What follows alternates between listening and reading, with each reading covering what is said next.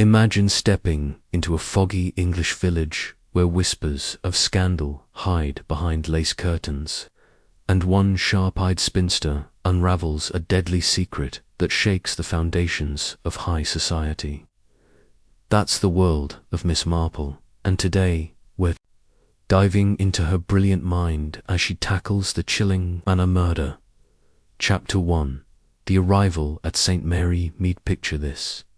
The quaint village of St. Mary Mead, nestled in the rolling hills of rural England, where life moves at the pace of afternoon tea and garden gossip.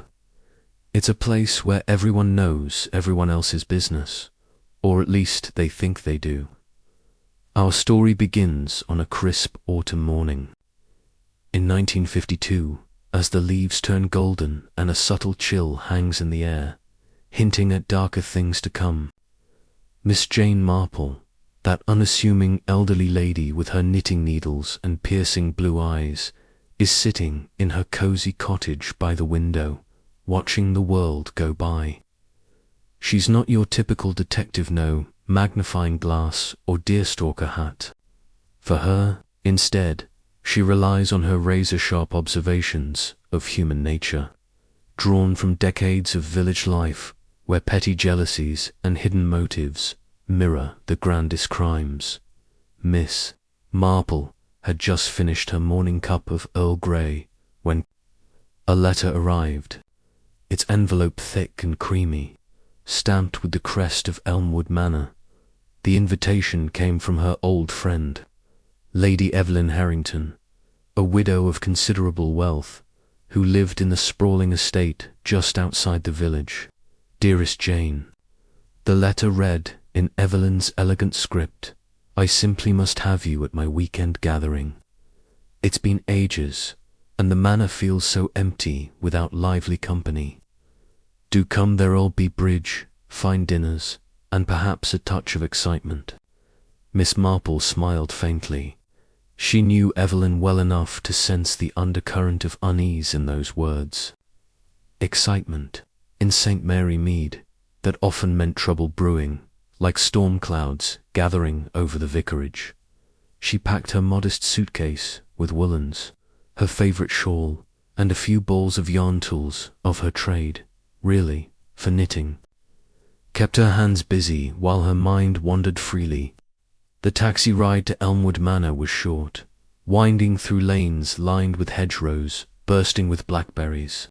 As the manor came into view, Miss Marple couldn't help but admire its grandeur, a Georgian masterpiece with ivy-cloaked walls, tall chimneys puffing smoke, and manicured gardens that stretched like a green carpet to the woods beyond.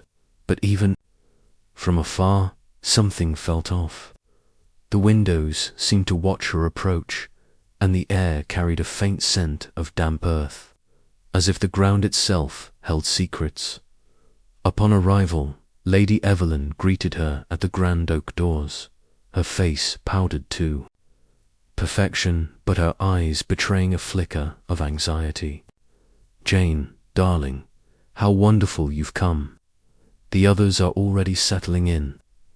She ushered Miss Marple inside, where the entrance hall gleamed with polished marble floors and portraits of stern ancestors glaring down from the walls. The guest list was a mix of old money and new ambitions. Sir Reginald Harrington, Evelyn's brother-in-law, a blustery retired colonel with a moustache like a hedgehog and a fondness for brandy. His much younger wife, Clarissa, a former actress whose laughter rang a bit too loudly. Young Dr. Geoffrey Langford, the village physician, handsome and earnest, but with shadows under his eyes. Miss Lydia Beaumont, a sharp-tongued spinster-like. Miss Marple, but without the warmth, who claimed distant relation to the Harringtons. And finally, Victor Slade, a slick London businessman invited for some vague investment talk. His smile as polished as his shoes, as they gathered in the drawing-room for pre-dinner sherry. Miss Marple settled into. As the morning wore on, Miss Marple slipped into the study while the inspector was busy. The desk held letters, one from a solicitor about changing the will, another from Victor pressing for investment. A smudged fingerprint on the brandy glass caught her eye, not Reginald's, surely, and the clock on the mantel was stopped at midnight, as if time itself had witnessed the deed. She recalled a similar case in the village years ago, where a jealous spouse had used poison disguised in drink. Human nature, she thought, never changes. Greed, love, betrayal, all woven into the same tapestry. By lunchtime, tension simmered like the soup served in the sombre dining room. Accusations flew subtly. Clarissa wept dramatically. Lydia whispered. Suspicions. Victor paced like a caged animal. Miss Marple suggested a walk in the gardens to clear heads, but really to observe reactions. As they strolled, she chatted innocently about flowers, drawing out stories. Evelyn confessed Reginald's temper had worsened lately. Dr. Langford mentioned a recent argument over medical bills. It was then Miss Marple spotted a torn scrap of fabric caught on a rosebush, matching Clarissa's evening gown. A clue, perhaps, or a red herring.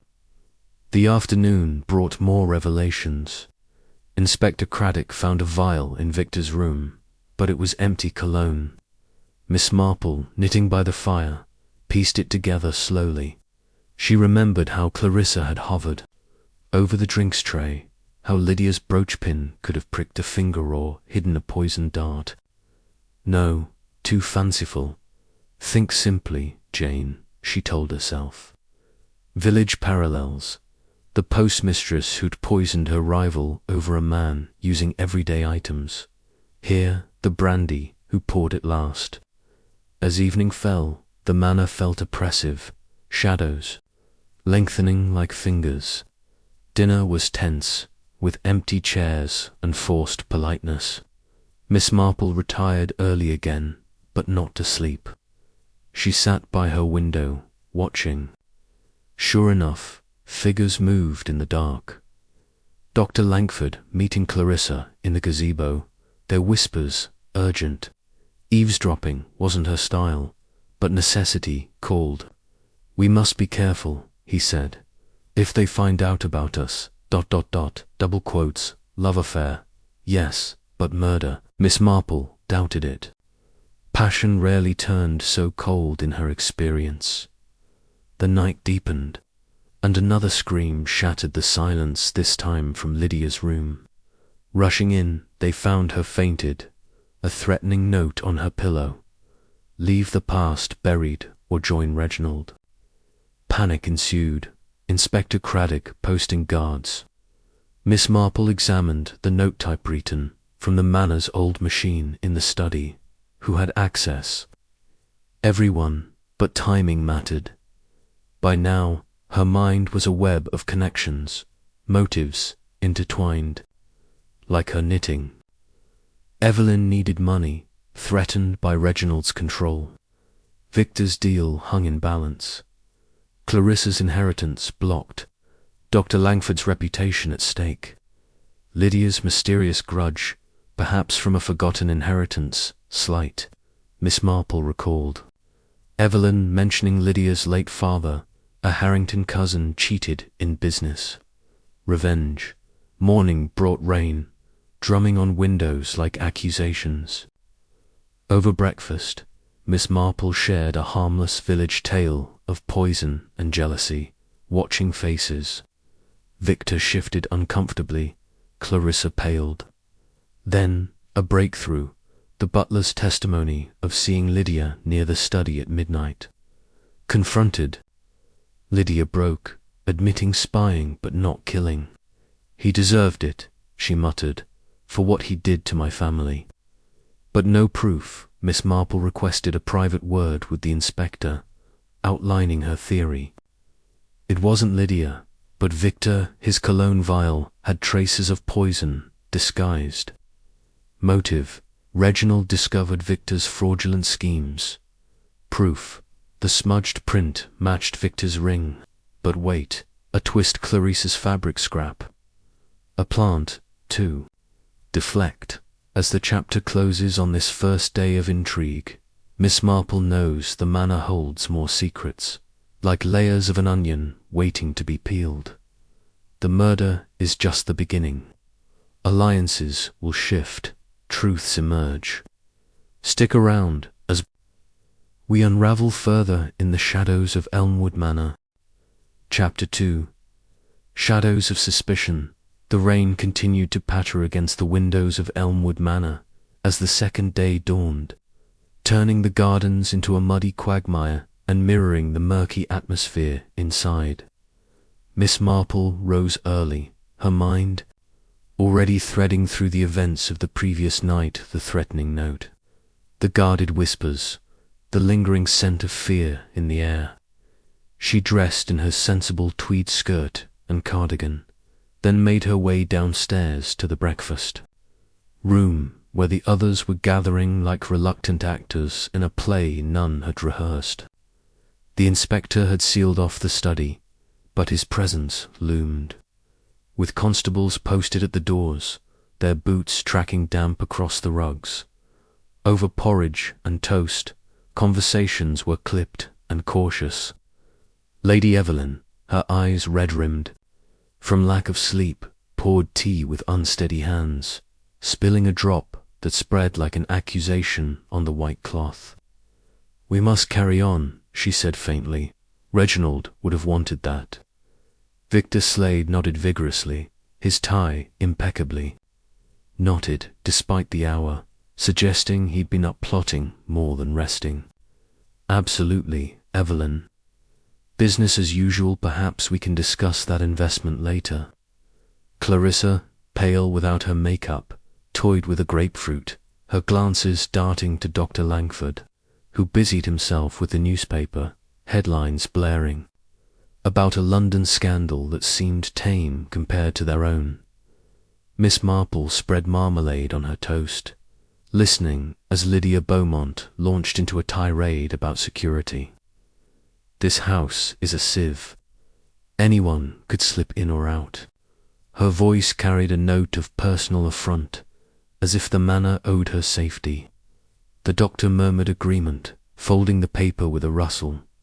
"Indeed, but let's not jump to conclusions. The note could be a prank." Miss Marple raised an eyebrow. Pranks in murder houses were rare in her experience, like finding a saint in a sinner's den after breakfast. Inspector Craddock called them one by one into the morning room for deeper questioning, a space filled with chintz, sofas, and vases of wilting roses. Miss Marple went last, perching on the edge of a chair, her knitting bag at her feet. "Miss Marple," the inspector began, his pencil poised, "you seem observant. Anything to add?"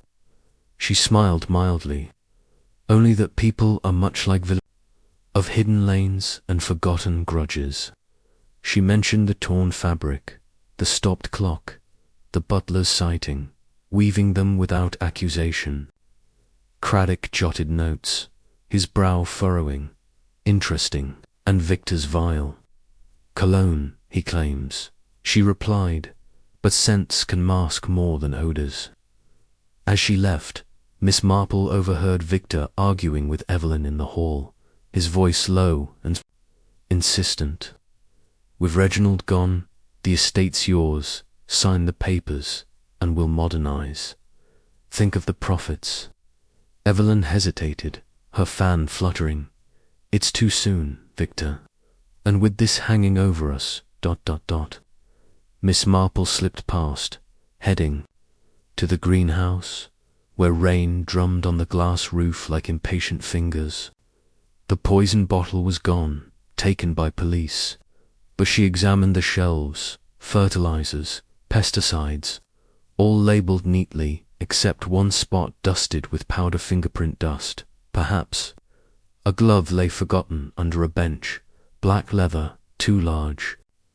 For a woman's hand, lunch was a sombre affair of cold meats and salad, served in the conservatory overlooking the sodden lawns.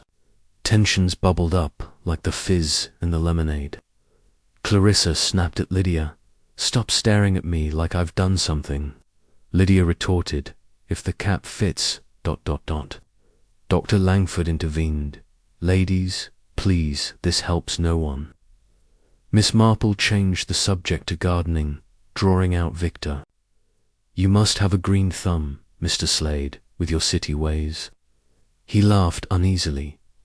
Hardly, I leave that to experts. But she noted his manicured nails, free of soilen like the glove she'd found in the afternoon, while the others napped or paced. Miss Marple explored the upper floors, her steps soft on the carpets. The attic held trunks of old letters, yellowed with age. Rifling gently curiosity, not snooping, she told herself, she found correspondence from Reginald's youth. Angry missives to Lydia's father about a botched deal, words like betrayal and ruin jumping out. So that's the grudge. She thought, a family feud spanning decades. Downstairs, she caught Clarissa slipping a note to the doctor, their fingers brushing, love letters or alibis. Tea time brought a visitor, the solicitor, Mr. Pettigrew, a bespectacled man with a briefcase bulging like overripe fruit. He gathered them in the drawing-room to read the will, his voice droning like a bee. Reginald left the bulk to Evelyn, a stipend to Clarissa provided she behaves, nothing to Victor or Lydia, and a bequest to the doctor for services rendered. Gasps rippled through the room. Clarissa flushed angrily. Behaves. The nerve. Victor's.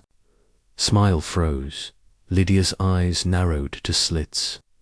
Miss Marple watched it all, her needles clicking a steady rhythm. As Pettigrew left.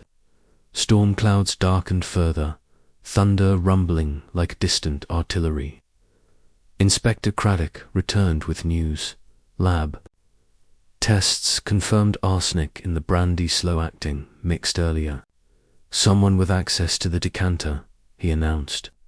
Fingers pointed inwardly. Everyone had been near it. Miss Marple suggested checking the stables, recalling the shadowy figure.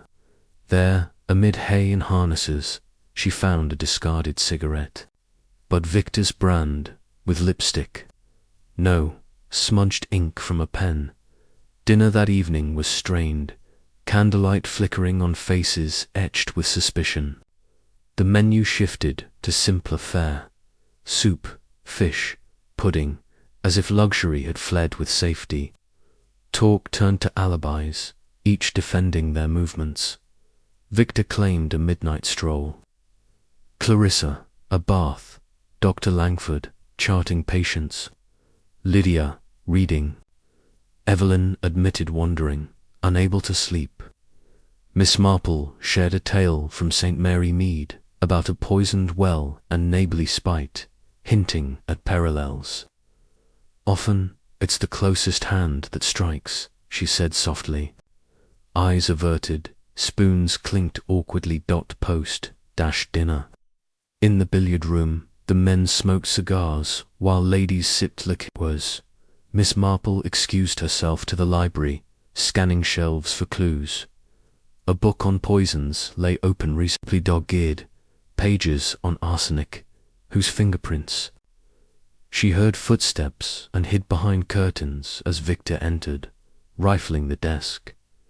He pocketed a paper, then left.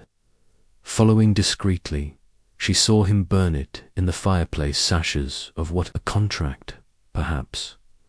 Night fell heavy, wind howling like banshees. Miss Marple locked her door, but sleep evaded her. A creak outside, someone prowling. She cracked the door, spotting Lydia slipping down the hall, candle in hand. Trailing her, Miss Marple watched Lydia enter Reginald's old room, searching drawers. A confrontation. No, Lydia emerged empty-handed, tears glistening. Then a crash. From bellow glass shattering. The household roused, converging on the conservatory. A window broken, rain blowing in, and on the floor, a brick wrapped in paper. Secrets will outlive or die. Panic surged. Craddock, staying overnight, examined it. Same typewriter, he muttered. Miss Marple noted the brick from the garden wall. Inside job. As they dispersed, whispers followed. Clarissa clung to the doctor. Evelyn wrung her hands. Miss Marple cornered Victor in the hall. Trouble sleeping, Mr. Slade. He startled. Just nerves. But his eyes shifted like shadows. In her room, she pondered. The will changed motives. Evelyn secure. Others desperate. Lydia's search what for? Proof of old wrongs. Dawn broke grey, bringing a telegram for Evelyn. Urgent family matter. Her face paled. My niece is ill, must go to London. But Craddock forbade travel. No one leaves till solved. Frustration mounted. Over breakfast, Miss Marple floated an idea. Reenact the dinner, trace the poison. They agreed reluctantly, gathering in the dining room. As drinks were poured, she watched hands. Victor's steady, Clarissa's trembling, Lydia's deliberate. During the mock meal, asleep Dr. Langford knocked over a glass, apologizing profusely. Clumsy, he said. But Miss Marple saw calculation. Later, in the garden, sheltering under umbrellas, she chatted with him. Medicine teaches patience, doctor. He nodded. And secrets. His affair with Clarissa, blackmail fodder. Afternoon tea. Revealed more. The maid confessed seeing Victor and Reginald quarrel fiercely before death. Voices raised about forgery. Victor denied it vehemently when confronted. Lies she misheard, but doubts seeded. As evening approached, Miss Marple pieced fragments. Glove in greenhouse, Victor's size. Burned paper incriminating. Lydia's grudge motive, but no means.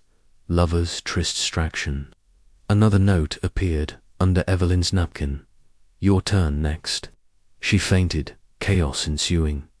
Night deepened with revelations. Miss Marple, unable to rest, wandered to the study door, seal broken. Inside, drawers, ajar, someone searching. A hidden safe. Chapter 3. Whispers in the walls. Fog blanketed Elmwood Manor like a shroud as the third day began. Muffling sounds and blurring edges, much like the tangled motives clouding the investigation. Miss Marple stirred her tea in the breakfast nook. The clink of her spoon, the only noise in the heavy silence. The others trickled in, faces drawn from another restless night, the air thick with unspoken accusations. Evelyn dabbed at her eyes with a lace handkerchief, murmuring about the strain. How much longer can this go on? Victor poured coffee with forced steadiness, his knuckles white on the pot. Clarissa picked at a muffin, her usual vivacity dimmed, while Dr. Langford scanned a medical journal, though his eyes hardly moved across the page. Lydia entered last, her posture rigid, clutching a prayer book as if it were armor. Inspector Craddock joined them mid-meal, his uniform crisp despite the chaos. We've analyzed the latest note, same paper stock as the Manor's stationery. An inside job, no doubt. Murmurs rippled around the table. Miss Marple suggested checking the typewriter ribbons for impressions, a trick from a long-ago village forgery case. Craddock nodded appreciatively, dispatching a constable to examine the machine in the butler's pantry.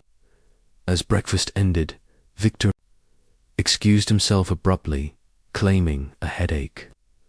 But Miss Marple noted his detour toward the garage, where cars sat idle under tarps.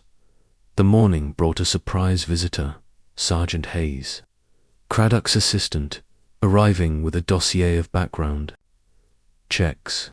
In the morning room, amid potted palms and faded wallpapers, he revealed tidbits. Victor's London firm teetered on bankruptcy, desperate for Harrington funds. Clarissa's acting career had ended in scandal, whispers of embezzlement. Dr. Langford owed gambling debts to unsavory types. Lydia's modest income hid a collection of antique poisons inherited from an eccentric uncle. Evelyn gasped at each revelation, her teacup rattling. I had no idea... Miss Marple listened quietly, her mind cataloguing like a librarian sorting cards, Shouch fact, a potential link in the chain, while the inspector interviewed Victor again, pressing on the burned paper's ashes, which tested positive for ink from financial documents. Miss Marple wandered the east wing, a less frequented part of the manor with dusty portraits and locked doors. She tried a key from the hall table, slipping into a disused bedroom. Cobwebs draped the furniture, but fresh. Footprints marred the dust-small feminine. Clarissa's size, or Lydia's. A hidden panel in the wardrobe revealed a bundle of letters, tied with faded ribbon. Passionate notes from Reginald to a mystery woman, dated years ago. Blackmail material, perhaps fueling current fires. Lunch was served picnic-style in the orangery, to lift spirits, with sandwiches and fruit under glass domes, steaming with humidity. Talk turned to childhood memories, a deliberate lightness. But cracks showed. Dr. Langford reminisced about village fairs, his voice wistful, while Clarissa laughed too brightly at a joke. Lydia interjected sharply, some memories are best forgotten, like family betrayals. Victor changed the subject to weather, but Miss Marple steered back subtly, asking about Reginald's travels. Evelyn shared a story of his Indian adventures, mentioning a rare poison he'd brought back as a souvenir curare, deadly and untraceable. Eyes widened. Craddock, overhearing, noted it down. Afternoon activities scattered the group. Evelyn tended roses in the conservatory, clipping thorns with vigor. Victor tinkered in the garage, engine grease on his cuffs. Clarissa and the doctor walked the grounds, heads close. Lydia buried herself in the library.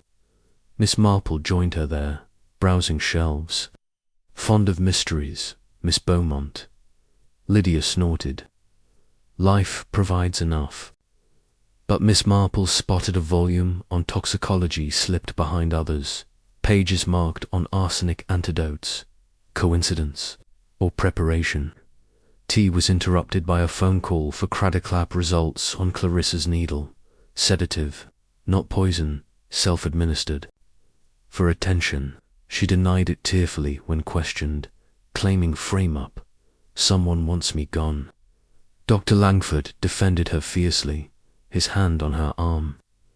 Miss Marple observed the gesture, recalling how protectiveness often masked guilt in affairs of the heart. As dusk fell, the fog thickened, turning the manor into an island of light. Dinner featured hearty stew and bread, comfort food for frayed nerves. Conversations veered to escape plans once, cleared Victor to London deals, Clarissa to stage dreams, Dr. Langford to his practice. Lydia spoke of retiring abroad, her tone evasive. Miss Marple shared an anecdote about a St. Mary Mead neighbour who fled after a theft, only to be caught by conscience. Running seldom solves riddles, she said. Uneasy glances exchanged. Post-dinner in the smoking room, the men played. Billiards cues clacking like accusations. Miss Marple lingered nearby, ears tuned. Victor boasted of a sure investment, but his laugh rang hollow.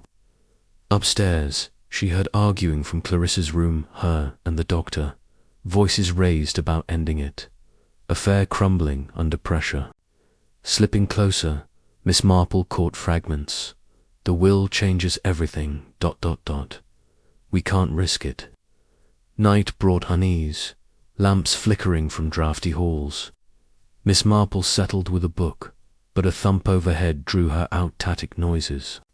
Climbing stairs with a flashlight, She found the door ajar, wind whistling through a loose window. Inside, trunks disturbed, papers scattered. Among them, a faded photo. Young Reginald with Lydia's mother, arms linked intimately, an old flame. Motive, deepened jealousy across generations. Descending, she crossed paths with Evelyn, nightgown clad, carrying a tray. Warm milk for nerves, Evelyn explained, but Miss Marple smelled something herbal, chamomile or valerian. In the kitchen later, she checked cupboards. A tin of herbs, one label smudged, could be toxic nightshade, mislabeled. A muffled cry echoed. From the West Wing Victor's quarters, the group converged to find him dazed, a bump on his head, claiming an intruder struck him from behind. They took nothing, just warned me off. Craddock searched, finding a candlestick weapon, fingerprints wiped. Miss Marple examined Victor's scalp, self-inflicted. The angle suggested possibility. As calm restored, whispers spread. Paranoia or diversion. Miss Marple confided in Craddock over cocoa. Layers upon layers, Inspector. Like peeling an artichoke to the heart. He agreed, planning dawn searches. Morning light pierced the fog, revealing. Chapter 4. The breaking storm thunder rolled over Elmwood Manor as the fourth day erupted in chaos. Rain lashing the windows like accusations hurled in anger. Miss Marple watched from the breakfast table as tempers frayed quicker than the fog had lifted. Evelyn, recovering from her ordeal, sipped broth weakly, her colour returning but spirit dimmed. "I can't bear much more," she whispered. Victor paced the room, his composure cracking, while Clarissa clung to a shawl, eyes shadowed with secrets. Dr. Langford checked pulses absent-mindedly, his own heartbeat lightly racing. Lydia stirred sugar into her coffee with deliberate clinks, her gaze sharp as a scalpel. Inspector Craddock burst in with news. The unearthed box contained the curare vial, fingerprints matching Dr. Langford's. "Explain yourself," Dr. Craddock demanded. Langford stammered, I buried it to protect Evelyn Reginald, threatened to use it on himself during dark moods." Skeptical murmurs rose. Miss Marple noted how protection could veil possession. She suggested testing the vial empty, but residue might tell tales. Morning interrogations moved to the billiard room, cues abandoned for pointed questions. Victor faced grilling over forgeries. He admitted desperation, but swore innocence in murder. Reginald was stubborn, not worth killing. Clarissa broke down, confessing the affair but denying poison. "We planned to elope once free." Lydia laughed bitterly. "Free, with his money tied up." Miss Marple interjected mildly. "Freedom often comes at a price unseen." A search of the basement yielded a hidden ledger, Reginald's notes on Victor's fraud, Lydia's family debt he refused to forgive, and a paternity hint Clarissa's child from a past liaison. Scandal brewed thicker than the storm outside. Lunch was hasty sandwiches in the kitchen, staff whispering. The maid revealed seeing Dr. Langford near the milk jug before Evelyn's attack. "He added something medicine," he said. Afternoon brought a telegram for Lydia. "Truth, emerges cousin." She paled, crumpling it. Miss Marple, feigning concern, asked about family, distant relations, nothing more. But the photo from earlier suggested deeper ties, perhaps illegitimate claims on the estate.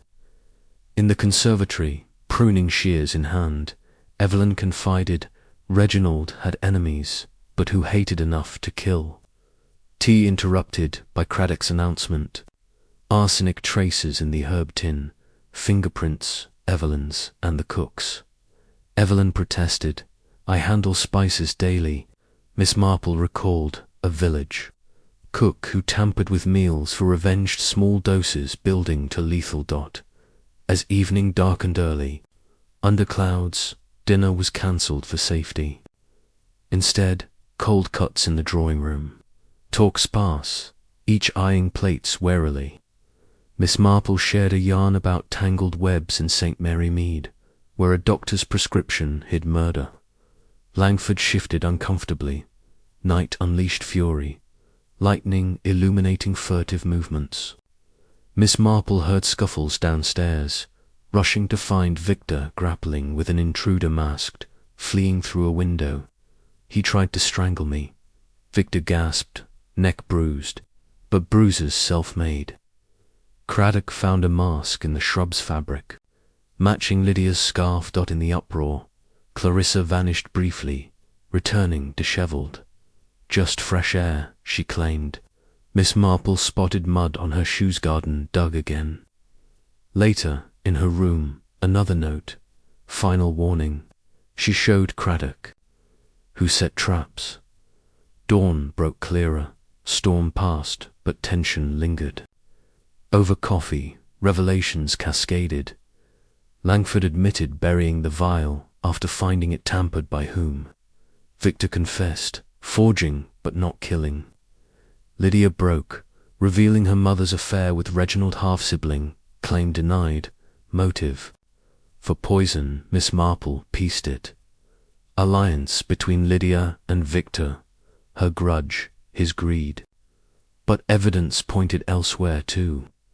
A constable reported a phone tap, Clarissa calling a lawyer about contesting the will. As sun climbed, Craddock gathered all. One of you or more will crack today. Miss Marple smiled inwardly. Human nature, predictable as rain after thunder. With confessions teetering and alliances crumbling, the manor's secrets surge toward revelation. Deeper deceptions await in the calming aftermath. Chapter 5. Tangled threads unravelled, the sun pierced the clouds over Elmwood Manor on the 5th day, casting long shadows that seemed to point fingers across the dew-soaked lawns. Miss Marple sat in the morning room, her knitting a steady rhythm. As she sipped tea, her eyes scanning the group assembled for yet another tense breakfast. Evelyn, fortified by rest, managed a weak smile, but her hands fidgeted with a napkin. Victor nursed his bruised neck, his story of the masked intruder, met with skeptical glances. Clarissa's makeup barely hid her pallor, her fingers twisting a ring nervously. Dr. Langford stirred his coffee too long, lost in thought, while Lydia's prayer book lay unopened, her lips pressed thin as a blade. Inspector Craddock entered, his notebook thicker with each passing hour. The phone tap traced Clarissa's call to a solicitor in London discussing a will challenge, he announced. Clarissa flushed, stammering, "I only wanted advice." Reginald's terms were unfair. Murmurs erupted. Evelyn looked betrayed. Miss Marple suggested checking the solicitor's records for prior contact, recalling a St. Mary Mead case where legal scheming masked darker intent. Craddock nodded, sending a constable to make inquiries. With breakfast cleared, the group scattered, restless under the manor's oppressive weight. Miss Marple slipped to the library, where sunlight revealed dust motes dancing like secrets. She found a ledger tucked behind novels, Reginald's private accounts, detailing loans to Dr. Langford, marked unpaid. Blackmail leverage. She pocketed a page for Craddock, then noticed a book on curare, its bookmark a torn receipt dated the day before the murder. From a chemist in a nearby town. Lunch was soup and bread in the conservatory, glass walls amplifying the group's unease. Victor tried humour, joking about escaping to sunnier climes, but his laugh faltered under Lydia's glare. Some escape by destroying others, she snapped. Dr. Langford changed the topic to village history, but Miss Marple steered it to chemist visits. "Anyone been to town lately?" Silence fell. Clarissa mumbled about shopping, vague on details. Afternoon brought a surge of personal effects. Craddock's Team Hessian system, Team Methodical. In Clarissa's room, a hidden diary revealed desperate entries. R. Threatens to expose me, must act. Expose what? Her affair or something older? Victor's suitcase yielded a chemist's vial empty, but labelled for arsenic. He claimed it was for business experiments, but his eyes darted. Lydia's room held a locked box, forced open. It contained old letters accusing Reginald of cheating her family motors. But no poison. Tea in the drawing room was interrupted by delivery. The solicitor's reply confirmed Clarissa's call was recent, but she'd inquired about Reginald's. Will weeks prior? Premeditation? She wept, insisting innocence. Miss Marple shared a tale of a village widow who planned murder via legal loopholes. Watching Clarissa's reaction tears, genuine or staged. As evening neared, the group gathered in the parlour for Craddock's update. The receipt matched a chemist. Purchase arsenic, bought under a false name, handwriting resembling Victor's. He denied it, sweating. Miss Marple wandered to the terrace, spotting fresh footprints in the mudmen's boots. Langford's sighs, leading to the gazebo. Inside, a cigarette stub, not Victor's brand but the doctor's.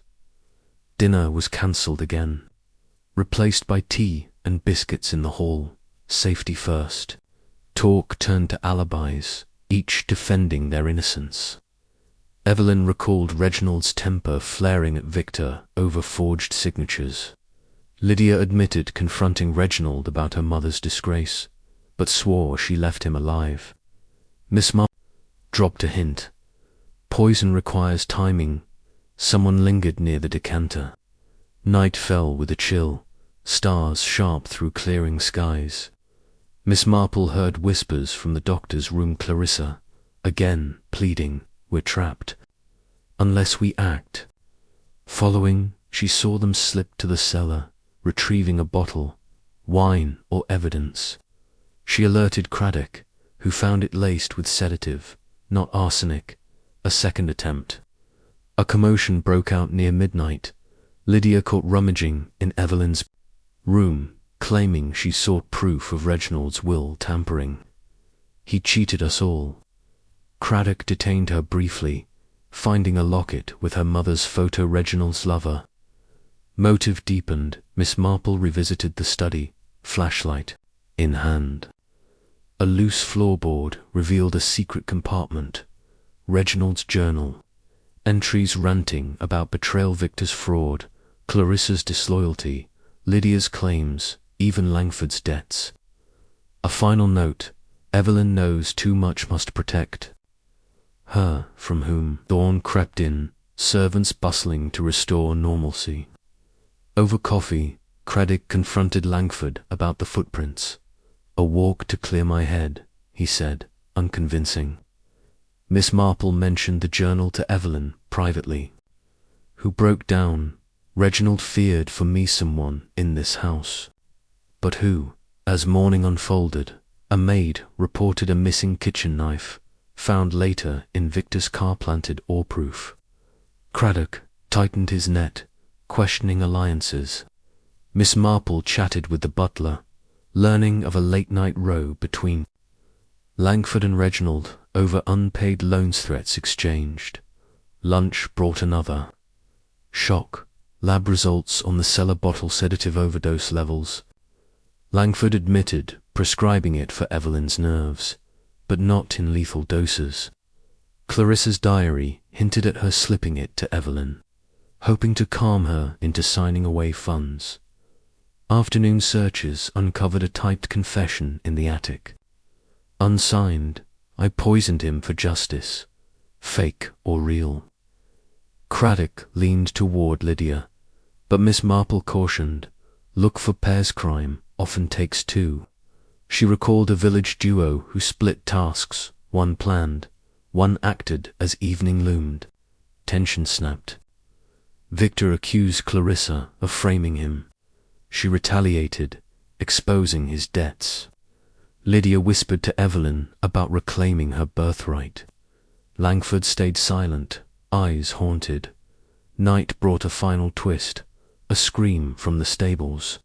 The group found a horse dead, poisoned feed, curare traces, someone covering tracks.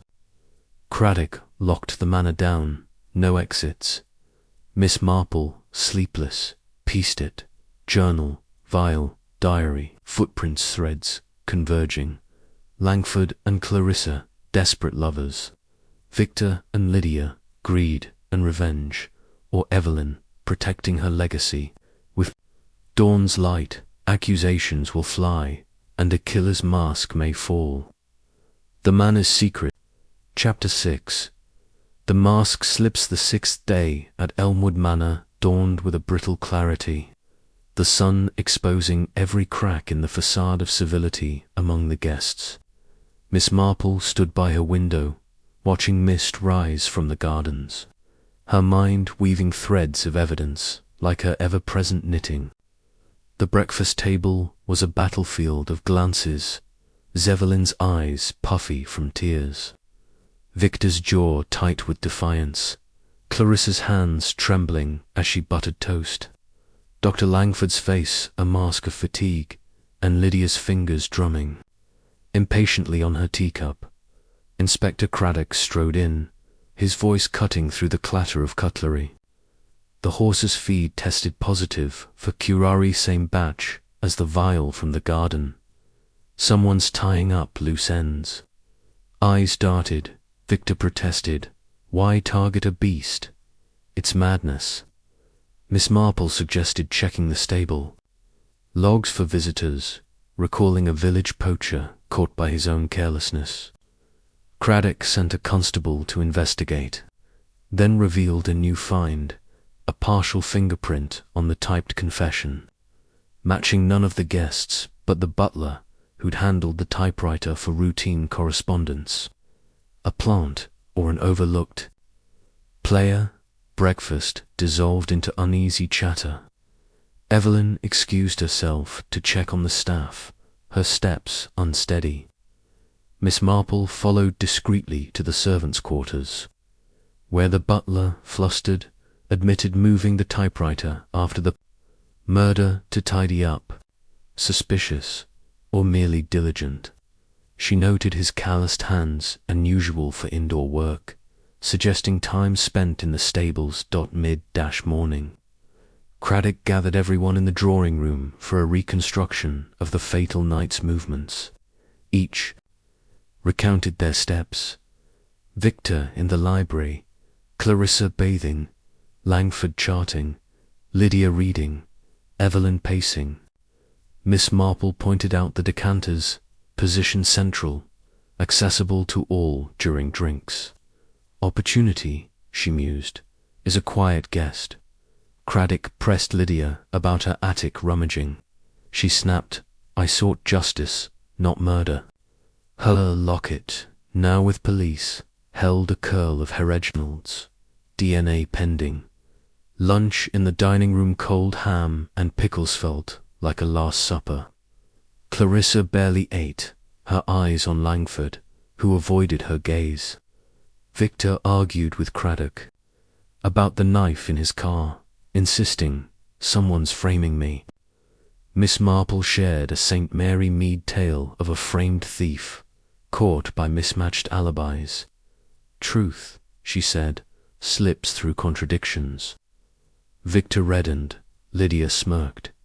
Afternoon brought a search of the stables. The log showed late-night visit, claiming to check a horse's injury. Yet the grooms swore no horse was lame. Miss Marple examined the feed bin's curare sprinkled in one, but a nearby bucket held traces of sugar syrup, masking the taste. Clever, she thought, like a village baker hiding bitter medicine in cake. Tea time in the conservatory was tense, glass walls reflecting strained faces. Evelyn, regaining strength, spoke of selling the manor to escape its curse. Victor pounced, offering to broker a deal, but Lydia cut in. You'd sell your soul for profit. Miss Marple steered talk to family heirlooms, probing for missing items. Evelyn mentioned a sapphire ring, gone since the murder night stolen, or payment. As evening fell, Craddock revealed lab results. The cellar sedative matched Langford's prescription, but the dose was tampered, diluted with arsenic traces. Langford admitted adjusting Evelyn's dose, but swore it was harmless. Clarissa, cornered, confessed slipping extra to calm Evelyn, not kill. We needed her to sign, she blurted. Motive Claire controlled the estate. Dinner was skipped. For sandwiches in the parlour, safety paramount. Talk turned to escape plans, each revealing desperation. Victor's debts, Lydia's claim, Clarissa's dreams, Langford's ruin. Miss Marple dropped a hint. Poison is personal intimate, like a lover's touch. Clarissa flinched. Langford paled. Night deepened, shadows pooling in corners. Miss Marple heard footsteps again, tracing them to the attic. There, Victor rifled trunks, pulling a velvet pouch, Kempty looking for the ring. She asked, softly. He jumped, claiming he sought family papers. She noted his gloves hiding prints. A scream shattered the quiet Evelyn's room. The group found her clutching a new note. All will pay. Same typewriter, but ribbon fresh, suggesting premeditation. Craddock sealed the attic, suspecting a stash. Miss Marple recalled a village. Forger who hid clues in plain sight. Perhaps the ring was closer than thought. Dawn broke with a maid's discovery. The sapphire ring in Clarissa's jewelry box, planted. She swore ignorance, but her diary mentioned a gift to secure freedom. Langford defended her too quickly. Craddock detained them for questioning. But Miss Marple urged checking Evelyn's room. She'd handled the ring last, over coffee. The butler let slip seeing Evelyn hide something in the greenhouse pre-murder. A search found a vial cap, residue under a fern. Evelyn broke, admitting she feared Reginald's suicidal threats and hid the poison, but someone took it. I trusted the wrong person, she sobbed. Lunch sparked accusations. Victor blamed Clarissa. Lydia accused Evelyn. Langford stayed mute. Miss Marple shared a tale of a village wife betrayed by trust, watching Evelyn closely. Loyalty blinds us, she said. Evelyn nodded, tears falling. Afternoon brought a breakthrough. DNA on the locket hairknot Reginald's, but Lydia's mother's, proving no direct tie. Lydia's motive weakened, but her anger burned. Craddock found a hidden phone in Victor's room, calls to a chemist pre-murder. Business, he insisted, but records showed arsenic inquiries. As evening loomed, Miss Marple cornered Langford privately. Your debts pushed you far, Doctor, he admitted, borrowing from Reginald, who threatened exposure unless he spied on Clarissa. Blackmail within blackmail. Night fell with a final twist. A fire in the garage. Victor's car ablaze. Arson. Craddock confirmed petrol traces. No prints. Evidence torched. Miss Marple spotted Langford's cigarette stub nearby, same brand. As the gazebo, sleepless, she pieced it. Ring, vial, fire distractions. Langford and Clarissa, lovers with a plan. Victor's greed, Lydia's revenge, Evelyn's feral threads. But one tugged hardest. With morning's light, Craddock plans. A final confrontation, secrets burning away like the car. The truth nears in our next unraveling. Chapter 7. Confessions in the Firelight. The seventh day enveloped Elmwood Manor in a deceptive calm. the smoke from the previous night's garage fire lingering like a ghost in the crisp air. Miss Marple descended the stairs early, her sensible shoes silent on the carpet, drawn by the murmur of voices in the breakfast room. Evelyn presided over the table with forced poise, serving eggs and bacon as if routine could ward off dread.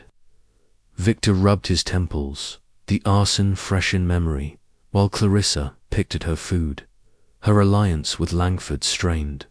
The doctor himself appeared haggard, stirring tea endlessly, and Lydia's eyes gleamed with a mix of triumph and wariness. Inspector Craddock arrived mid-meal, his face grim. The fire was deliberate accelerant, matched the Manor's petrol can. Fingerprints smudged but partial matched gloves found earlier. Victor leaped up. Mine were stolen. Miss Marple suggested tracing the gloves' purchase, akin to a village. Shopkeeper identifying a thief by receipts. Craddock agreed, phoning the local haberdashery, then turned to Langford about the cigarette stub. Yours, Doctor. Langford admitted smoking there, but denied starting the blaze. Nerves got the better of me. With plates cleared, Craddock orchestrated a group confrontation in the library. Shelves of books bearing witness like silent jurors. He laid out evidence. The journal's rants, the rings placement, the hidden phone calls. Evelyn fidgeted, admitting. She suspected Victor of theft, but feared confrontation. Miss Marple interjected gently. Fear often silences truth, Lady Harrington. Evelyn nodded, revealing Reginald had confided in her about Langford's spy ordered to watch Clarissa for infidelity signs. Mid-morning. A constable returned with news. The gloves bought by Lydia under a false name. She bristled, for gardening. This place is overrun with weeds. But Miss Marple recalled no recent planting, and Craddock pressed her on the DNA results. Her motive thinned, yet her actions thickened suspicion. Lydia confessed partial truth. Her mother's letters hinted at a Harrington inheritance swindled, driving her to snoop, not slay. Lunch was a sparse salad in the orangery, sunlight mocking the gloom. Victor dominated talk, denying the chemist calls were for poison investment in pharmaceuticals, legitimate. Clarissa rolled her eyes, her patience fraying. Dr. Langford excused himself early, claiming a headache, but Miss Marple noted his path toward the woods, perhaps a rendezvous. She followed at a distance, spotting him meeting a shadowy figure, the solicitor Pettigrew, handing over an envelope. Bribes or legal aid. Afternoon deepened the probe. Craddock searched Langford's medical bag, finding a hypodermic with residue not prescribed. For emergencies, Langford claimed, but his voice wavered. Miss Marple shared a St. Mary Mead anecdote of a doctor misusing tools for personal gain, watching him sweat. Clarissa, defending him, slipped. We needed options if Reginald blocked us. Craddock pounced options, meaning murder. She backtracked, tears flowing. Tea brought a visitor, the chemist from town, confirming Victor's purchase under alias, but for rat poison, not arsenic. He said pests in his flat. Victor grinned triumphantly, but Miss Marple pointed out rat poison contained arsenic dual use. Lydia laughed derisively. Pests, indeed human ones. Evelyn, quiet till now, mentioned overhearing Victor and Reginald's final row, threats of ruin as evening shadows stretched. Craddock revealed phone records showing calls between Langford and Clarissa pre-murder, plotting removal, lovers' code. For elopement, they insisted, but diaries suggested otherwise. Miss Marple wandered the halls, finding a loose panel in the parlour behind it, a safe deposit key engraved with Reginald's initials. To what? The bank, perhaps. Dinner reverted. Too formal, roast chicken under the chandelier, but appetites waned. Talk circled confessions. Victor admitted forging signatures to secure loans. Lydia to planting the ring in Clarissa's box for revenge. Clarissa to tampering sedatives for influence. Langford stayed mum, his fork clinking nervously. Miss Marple hinted, silence speaks volumes, doctor-like, a village gossip holding the juiciest tale. Night cloaked the manor, wind whispering through cracks. Miss Marple retired, but stayed alert, hearing creaks. Slipping out, she caught Evelyn in the study, prying the safe. Reginald hid deeds here, Evelyn whispered. Someone beat me. Miss Marple comforted her, probing. Who knew the combination? Evelyn hesitated. Only family and trusted friends. A thud echoed from below the cellar.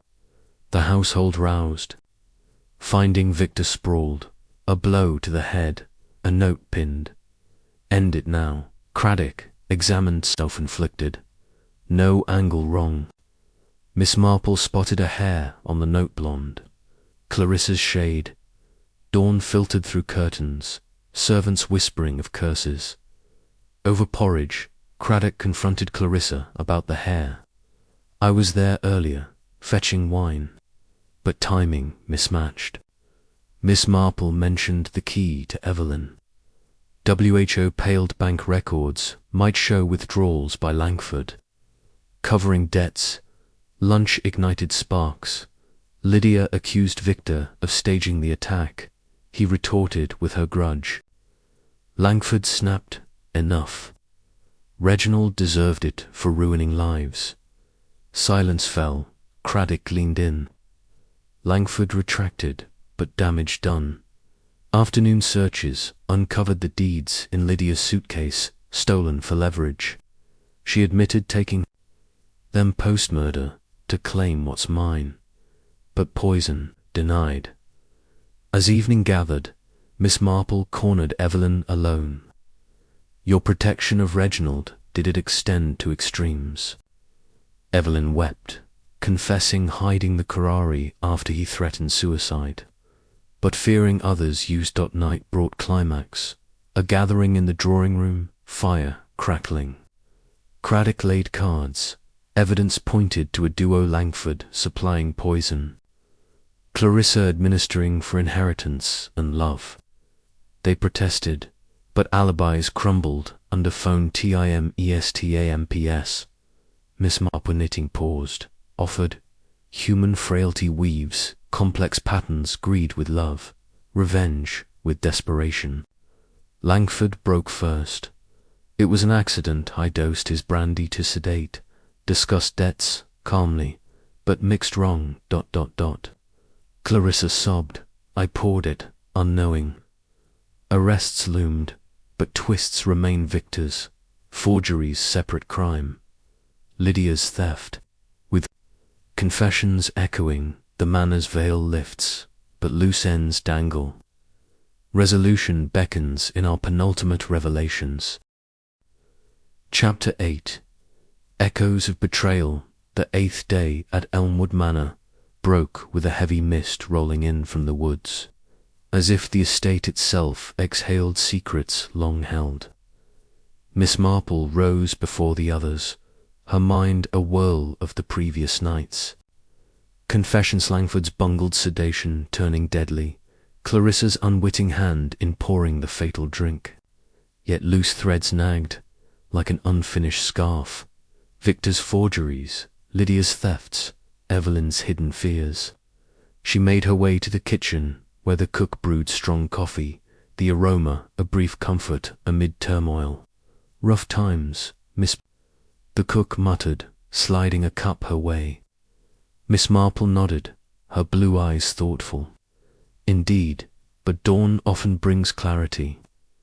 Breakfast assembled the suspects like pieces on a chessboard, each wary of the next move. Evelyn, pale but resolute, poured tea with steady hands for once. Victor grumbled about his innocence in the poisoning, though his forgeries loomed large. Clarissa sat subdued, her eyes red from crying, Langford beside her, his medical poise cracked. Lydia entered last, her chin high, as if daring accusation. Inspector Craddock joined them, his uniform a symbol of impending justice. "Arrests for Langford and Clarissa on manslaughter charges," he announced, but the web spreads wider: forgery, theft, arson. "No one leaves yet." Murmurs erupted. Victor protested. "My dealings were business, not murder," Miss Marple suggested, examining the bank key found earlier, proposing a trip to the village bank. Craddock agreed, escorting Evelyn and Victor under guard, while constables watched the rest. At the bank, the safe deposit box revealed documents: Reginald's revised will, cutting Victor entirely for fraud discovery, and letters exposing Lydia's false claims. Her mother, no Harrington kin, just a jilted paramour. Evelyn gasped. He knew. All along, Victor's face drained of colour. Motive for silencing Reginald strengthened, but timing mismatched the poisoning. Back at the manor by noon, lunch of soup and rolls in the morning room fueled heated debates. Lydia denied forging her lineage papers, mere hopes, not crimes. Clarissa, handcuffs pending, whispered to Langford, their love now a chain. Miss Marple steered conversation to the arsène petrol can from the shed, accessible to all. "Fire destroys evidence," she noted, like a village barn burner hiding theft. Craddock revealed analysis. The can's prints matched Victor's, partial, but damning. Victor exploded, planted like everything else. Afternoon interrogations shifted to the billiard room, cues racked like unused weapons. Craddock grilled Victor on the hidden phone calls to a shady associate about disposing assets. Victor admitted selling estate antiques illicitly to cover debts, but swore no violence. Miss Marple, listening from an armchair, recalled Ast, Mary Mead, antique dealer caught in similar webs. "Greed tangles feet," she said softly. Victor shot her a glare, but Craddock pressed on, linking the sales to Reginald's journal entries about missing items. Tea in the conservatory brought a surprise. A telegram for Lydia from a London genealogist, debunking her inheritance dreams entirely. She crumpled it, tears, furious, ruined by lies. Evelyn offered sympathy, but Miss Marple watched closely. Lydia's hands clenched, perhaps plotting one last spite. The inspector shared news from the stables. The poisoned horse was Victor's favourite mount, sabotage to frame or frighten. Fur from gloves clung to the bin, same as Lydia's pair, as shadows lengthened. Craddock uncovered more: the butler's testimony of seeing Lydia near the garage pre-fire, whispering with an unknown man. Lydia broke slightly, admitting hiring a detective to dig on Reginald, but denying arson.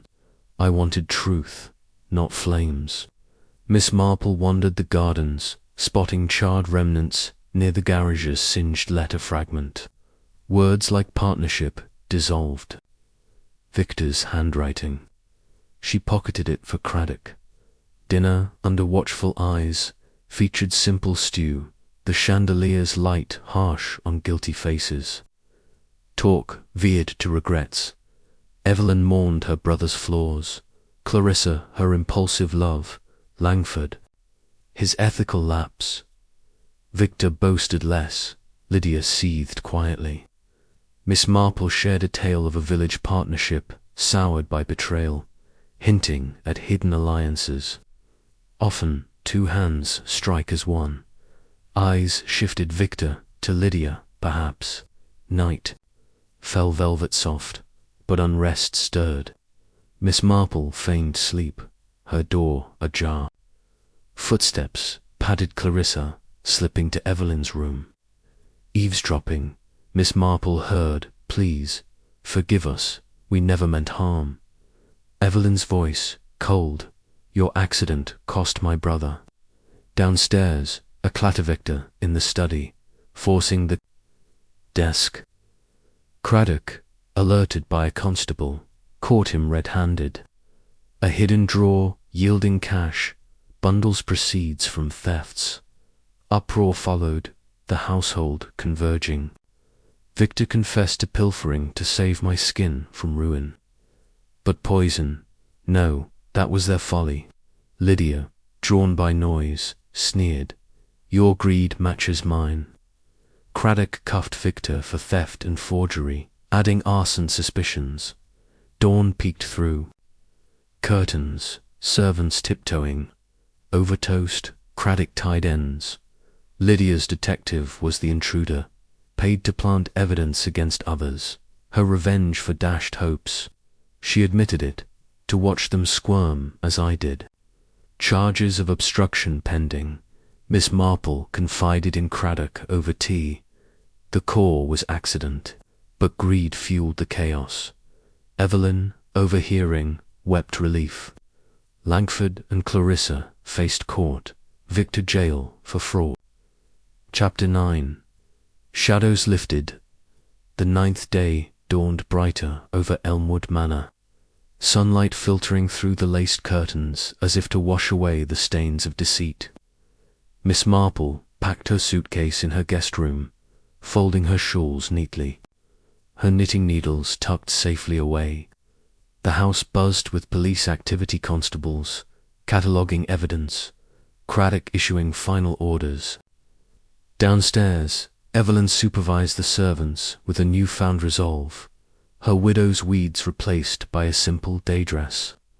Life must go on, she told Miss Marple, over a quick cup of tea in the breakfast nook. Victor, under guard, awaited transport to the station, his bluster reduced to sullen mutters. Clarissa and Langford sat apart, their once passionate glances now filled with regret, handcuffs glinting in the light. Lydia paced the hall, her bags ready, fines paid, but pride wounded. Craddock gathered the remnants of the group in the entrance. Hall for a final briefing, his voice echoing off the marble. Cases closed, manslaughter for Langford and Clarissax, dental dosing gone wrong, but intent to harm proven. Victor, forgery and theft, plus arson to cover tracks. Lydia, obstruction and petty larceny. Evelyn nodded gravely, justice, at last. Miss Marple, standing quietly, added, and lessons in human folly. Craddock tipped his hat to her. Your insights were invaluable, Miss Marple. Without them, we'd still be chasing shadows. With formalities wrapped, the police vans pulled up. The drive, gravel crunching under tires. Victor was led out first, head bowed, mumbling about appeals. Clarissa followed, tears streaming, Langford at her side, whispering comforts despite their fate. Lydia departed in a taxi, chin up but eyes distant, her dreams of inheritance shattered like fragile china. Evelyn watched from the steps, Miss Marple beside her. They came as guests, leave as criminals, Evelyn sighed. Miss Marple patted her arm. People revealed themselves in crisis, dear like flowers blooming in storm. Mid-morning, Miss Marple explored the gardens one last time, roses blooming defiantly despite the chaos. She spotted the greenhouse, now cleared of poison traces, and recalled the vile cap's discovery. Evelyn joined her, carrying a basket of cuttings. I'll plant anew elsewhere, she said. Miss Marple shared a St. Mary Mead memory of a gardener, rebuilding after blight. Roots run deep, but new soil revives. Evelyn smiled faintly, confiding a secret. Reginald's hidden benevolence charity fund in his will, untouched by scandals. He wasn't all bluster, Lunch was a quiet affair for the remaining two, sandwiches on the terrace overlooking the lawns. Evelyn opened up about her marriage, Reginald's gruff exterior hiding vulnerabilities, his Indian souvenirs, reminders of lost youth. Miss Marple listened, piecing final puzzles. The journal's protective notes to Ward. Evelyn suggested he suspected threats, perhaps prompting his own fatal confrontation. "He tried to shield you," Miss Marple said. Evelyn wiped a tear, "and I couldn't save him." Afternoon brought farewells from Staff the butler, cleared of suspicions, shook Miss Marple's hand warmly. "Your eye for detail, ma'am." She smiled. Observation is kindness in disguise. Craddock stopped by with updates. Lab confirmations, solidified cases, no loose ends. But Miss Marple pondered the sapphire rings, journey planted by Lydia, but originally hidden by Reginald. A search of his effects revealed it was a gift for Evelyn, withheld in anger. Petty squabbles, Miss Marple mused, as tea time approached.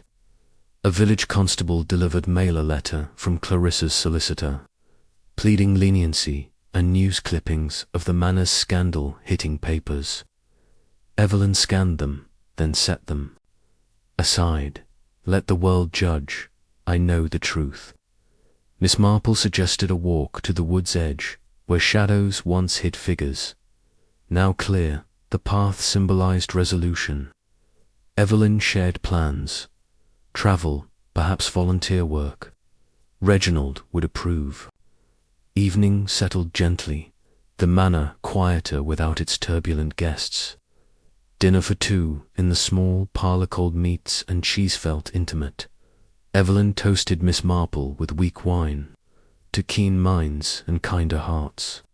Miss Marple raised her glass to forgiveness, the ultimate unravelling. They discussed the weekend's twists, how greed intertwined with love, revenge with desperation, accident with intent. Miss Marple explained her method parallels from village life, illuminating grander crimes. People are the same everywhere, flawed, fascinating.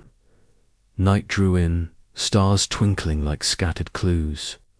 Miss Marple retired early, but not before, assuring Evelyn, "You'll thrive, my dear." In her room, she reviewed mental notes. No overlooked motives, all threads tied. Yet a faint unease lingered, like a misplaced stitch. Dawn of departure arrived, Miss Marple's taxi waiting. Evelyn embraced her at the door. "Visit any time." Miss Marple smiled, perhaps in calmer times. As the car pulled away, she glanced back. The manor stood proud, secrets purged. But in the village, a telegram awaited Craddock. A new witness, the detective Lydia hired, claiming overheard plots, twist or closure. Miss Marple, en route home, sensed the story's echo might not fade yet. With the manor behind and truth settled, one final revelation beckons in our concluding chapter. Chapter 10. The final stitch. The 10th day marked Miss Marple's departure from Elmwood Manor. The morning sun bathing St. Mary Mead in a golden glow as her taxi wound through familiar lanes back to her cottage. The manor's drama lingered in her mind like the last page of a well-read book, its secrets mostly unravelled but with a faint echo of mystery. She unpacked her knitting bag, settling by her window with a cup of Earl Grey. The village's quiet hum, a stark contrast to the manor's turmoil. Yet the telegram Craddock received nagged at Hercould. One final thread remained loose. Back at the manor, Evelyn stood alone in the entrance hall, now eerily silent, without police or guests. She began sorting Reginald's papers, preparing for her new chapter away from the estate. A knock interrupted her courier with Craddock's note, summoning her to the station. Miss Marple, alerted by a phone call from the inspector, joined them, her curiosity piqued.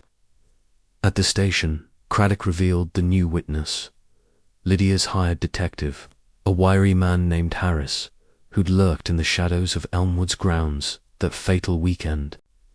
Overheard plans, Harris said, not just Clarissa and Langford's whispers, but Victor talking to someone in the woods, promising it's done before the murder. The revelation shifted the puzzle. Miss Marple, sipping station. Tea, suggested tracing Victor's associates. Craddock's team tracked phone records, uncovering calls to a London thug known for fixing problems. Harris added, Victor met him near the stables, night before Reginald died. Money changed hands. Motive. Victor's debts, compounded by Reginald's threat to expose his frauds publicly, not just in the will. Miss Marple recalled A.S.T. Mary Mead swindler who hired muscle to silence a rival's same pattern, grander scale. Greed, she mused, often outsources its dirtiest work. By noon, Craddock hauled Victor back for questioning, his smug facade crumbling.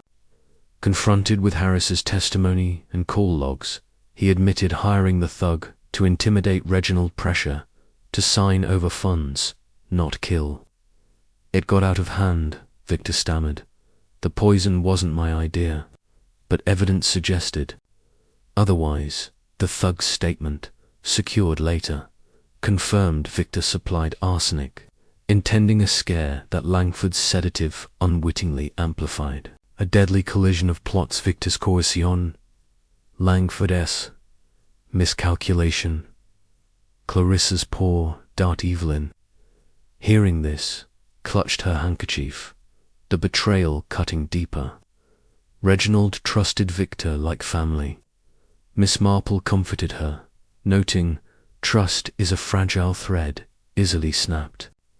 Craddock updated charges. Victor now faced conspiracy to murder, alongside his fraud and arson counts. Langford and Clarissa's manslaughter held, their accidental dose entangled with Victor's scheme. Lydia's minor charges stood, her role limited to spiteful distractions.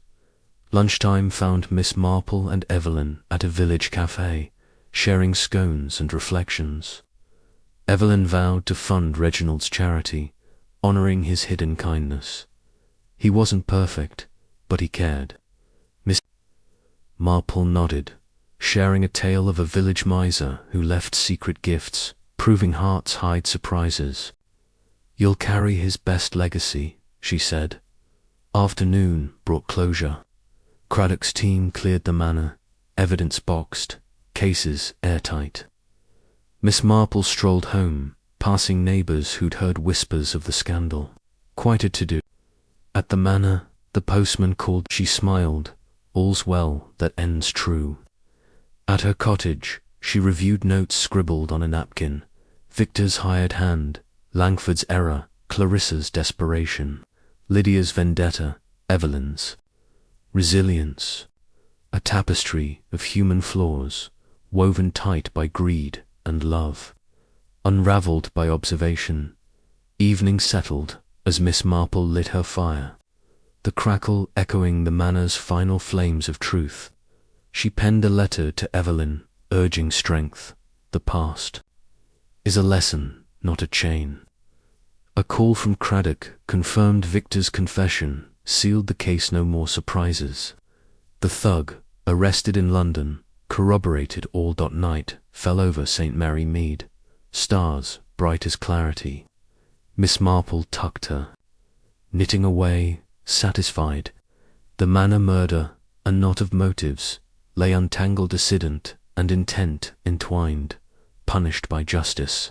She mused on human nature, ever predictable yet surprising, like a pattern emerging from chaos. As she turned out the light, Elmwood Manor faded into memory, its echoes stilled. For you, dear viewers, the tale's done, but share your thoughts. Below, did any clue surprise you?